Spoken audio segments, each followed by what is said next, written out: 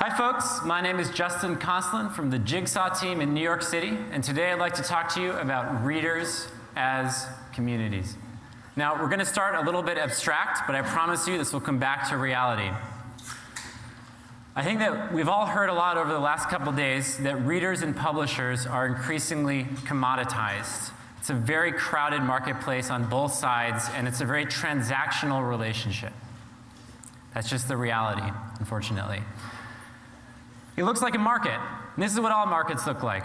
You have transactions, you have bartering, currency, dyadic. There's no real structure in a certain way, no organizational thrust. But there are other models, other ways to organize people. This is a hierarchy. We all know hierarchies. We work in hierarchies, right? And hierarchies have a different structure where you have a cascade of order from the top. Now, there are disadvantages to this, but it's interesting to think about. All right, what's the third model? Well, Newsgeist shows us community. Community is not hierarchy, nor is it a market.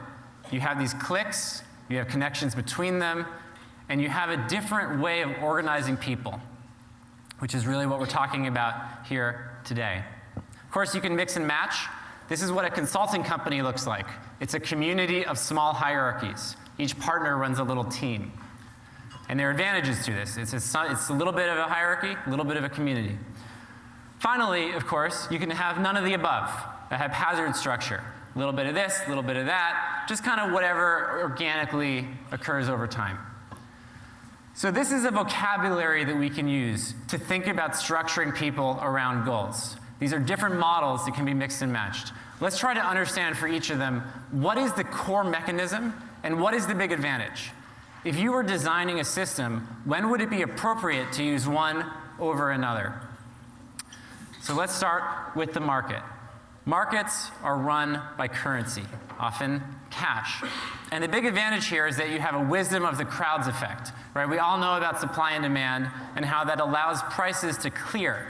Markets can do that uniquely. A hierarchy can't do that. But what a hierarchy is good for is a grand strategy. You can have a CEO, a COO, small set of people in a room, set the mission for a whole organization which can implement it. Only a hierarchy can do that. Okay, how about a community? Communities run, I would say, on reputation. It's not currency and it's not title. The big advantage here is passion, right? People are doing it for their peers and for the value that their peers will hold them in.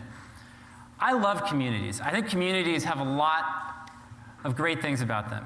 They're driven by values, not by titles or greed. And we see over and over again that people will sacrifice for the common good in a community in a way that doesn't happen in hierarchies or markets to the same extent. All right, so what? Well, I would argue that you are all using these structures every day in cases when it makes sense. Let's start by looking at a structure that many of you know far better than I, the newsroom. What is the newsroom?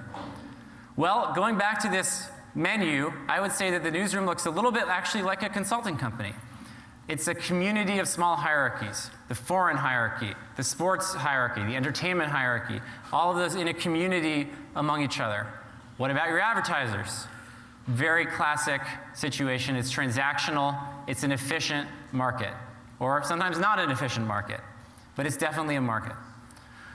All right, those were the warm-ups. Now we're getting to the real meat. What about your most engaged readers? This is where it gets interesting. Today, I would argue that they are in that haphazard bucket. There's a little bit of this, a little bit of that. It's kind of evolved over time. And that's where there's an opportunity to organize a community out of your most engaged readers. What does that look like?